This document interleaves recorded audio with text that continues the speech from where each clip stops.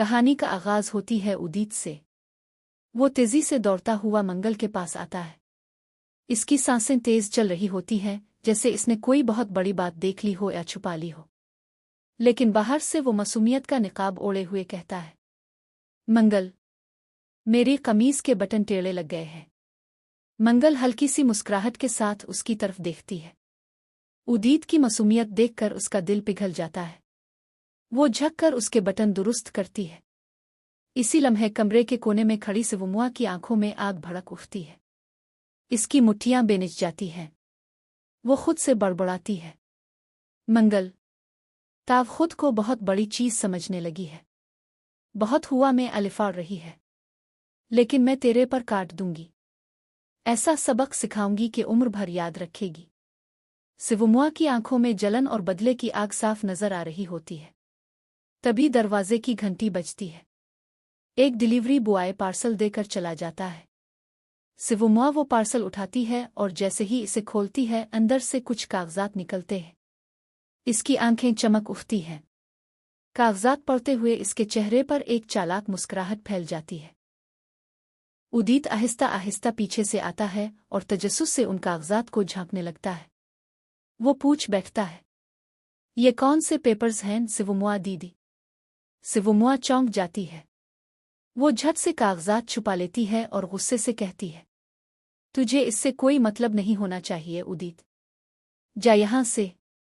लेकिन उदीत की आंखों में सवाल तीर रहे होते हैं। इसे साफ महसूस होता है कि सिवमुआ कोई बड़ी साजिश की तैयारी कर रही है। अलिफादेर मंगल दौर से ये सब देख रही होती है और सोच में पड़ जाती है। आखिर सिवमुआ क्या करने वाली है? वो कौन सा राज छुपा रही है? मुझे सच्चाई का पता लगाना ही होगा। उधर कहानी का रुख लक्ष्मी और कार्तिक की जिंदगी की तरफ मुड़ता है।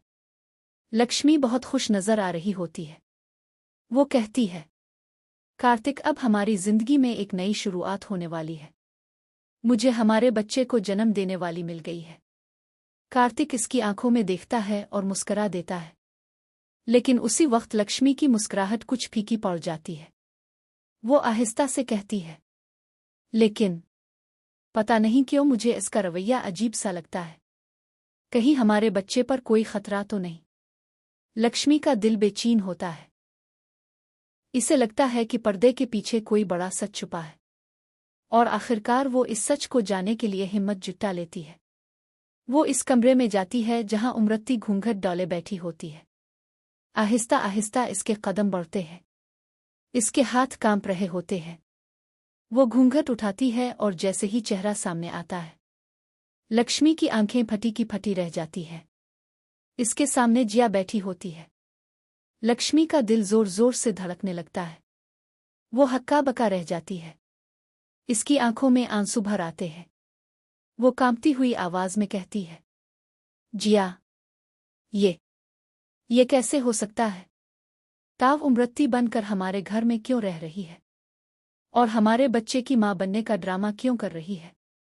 जिया चुप रहती है। इसके होंठ सख्ती से भींचे होते हैं, लेकिन इसकी आंखें बहुत कुछ कह रही होती है। लक्ष्मी उसके कंधे पकड़कर इसे झंझोड़ देती है। बोल जिया, आखिर तेरा मकसद क्या है? क्या ताव किसी के कहने पर यह सब कर रही है? जिया की आंखों से आंसू टपकने लगते हैं। वो टूटती हुई आवाज में कहती है, लक्ष्मी, ये सब मैंने अपनी मर्जी से नहीं किया। मुझे किसी ने मजबूर किया है। लक्ष्मी हैरान रह जाती है। किसने? आखिर किस?